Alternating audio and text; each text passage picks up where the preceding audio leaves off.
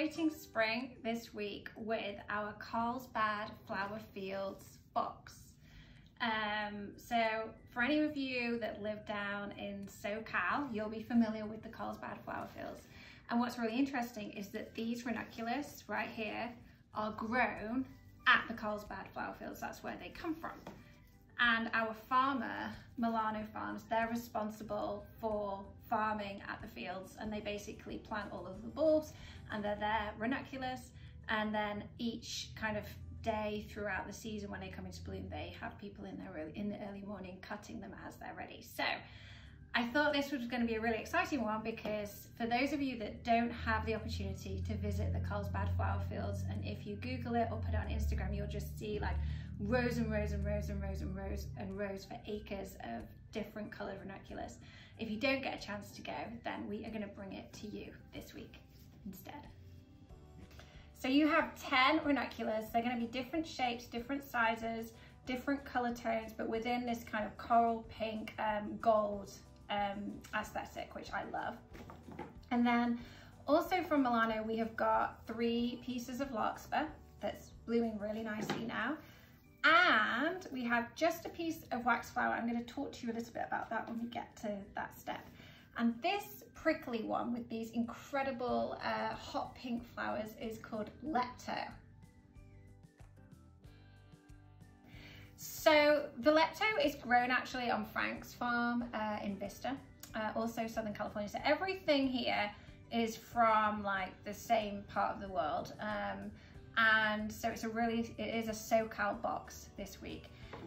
So a couple of things about the Lepto, it is quite prickly. So be careful when you cut it, because it kind of does have a bit, it's not thorny, it just has like little prickles on it. And what I would suggest doing with it is using it initially to build the base. Now, if you have a long piece like this, and I'm using the garden vase, which is quite short, what I would suggest is cutting it in half, and then you can get like a use of a top piece, and you can use the bottom piece at the back as a filler piece. Because it's kind of so nice and textural, we don't really want to waste any of this. So I would definitely suggest, I'm going to take this as like a top piece because it's got a nice end to it, nice point. And then this is kind of a good bottom piece just to help us to create structure. And what I'm going to do is I'm going to use all of it, apart from I'm going to leave one piece for the end. And then that piece can help us just fill in any holes. So it acts to build shape, but it's also going to act as a little filler for us too. So add it in, make sure you make use of your pieces. So this is not a hugely attractive piece, so I'm going to put that piece at the back. And then this piece is a relatively ugly piece, so I'm just going to put that one at the back too. So you have one piece of wax flower. Now, the reason why I added this in was because the flow of the Lepto is very like pointy and sticky uppy, and I think it's nice at the opening of an arrangement to have a little bit of softness. So what I'm going to suggest you do with the wax flower is just to cut 2 pieces from the piece that you have and just use it to help create a little bit of a flow at the front here. So it's going to create a little bit of a curvature for us. The larkspur, this will bloom over time, but just cut it down, and then you just want to add it in to the back of the arrangement. And you have 3 pieces of these, so you can just blend them in. It's nice to kind of maximize the height and keep them a bit taller. See, I've got like a floppy end on that one. I'm just going to cut it off and then add it in like that. So the ranunculus is a bit of a process, truthfully, because they're really branchy. So you need to do a little bit of work on these and just pull off all of the branches from them. You'll have them in like different sizes too. Like this is a medium-sized one, it's about to open. These smaller ones, like this one, they will open up too. Even if they look closed, I promise they'll open, but they're not all obviously going to be exactly the same size. So just clean them up a little bit. I think it's easier if you just do it all in one go. And you can just do it really easily with your hands.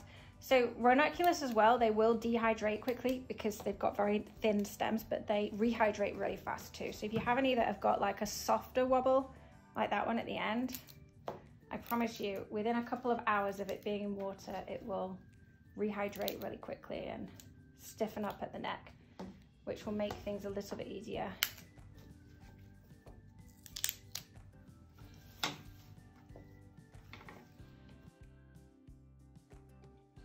So the bigger ranunculus heads, I would suggest choosing the biggest one, cutting it down and then kind of resting it on the nape, like an inch or so above the nape of the vase, and then that gives you a reference point. I would add the bigger ones in first, and they'll be obviously like different colors. But really what we're trying to do is just put them in front of the larkspur and the lepto in this kind of nest that we've built here. And if you put the bigger ones in first, you'll see that you can kind of create more space for those. Truthfully, this is a process. It takes a bit of time to maneuver them because they've all got like random shaped stems. Obviously, nature being nature, you're not going to have perfectly straight stems every time.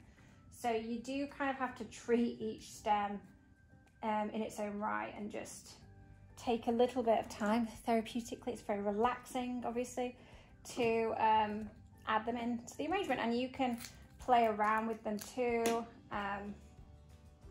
just to make sure that you like where they go, so you can move them around until you get them something that works for you. The taller ones with the smaller heads, I would be inclined initially to just kind of let them sit in the back there. Clippers are really sticky.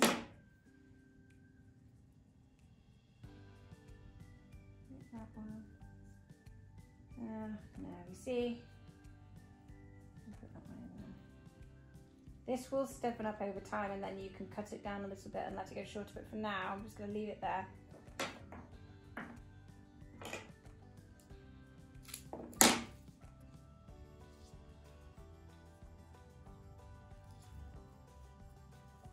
And when they open up, you'll see they get a lot softer in the head, and then they've got a really rich petal count to them, which is pretty cool. There we go.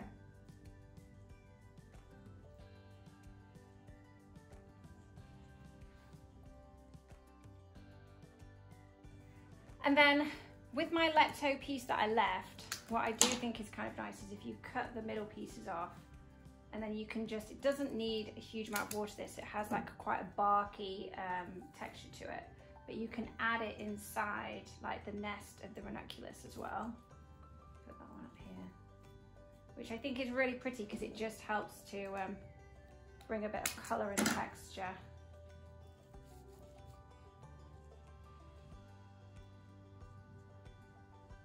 And there we have it, our Carlsbad Flower Fields box. I hope you love the colour and the texture, and it's such a fun creation, and I've really loved doing it, and thank you to Milano Farm for making this a reality. And there we have it. Here's to a beautiful spring-fueled, sunny week.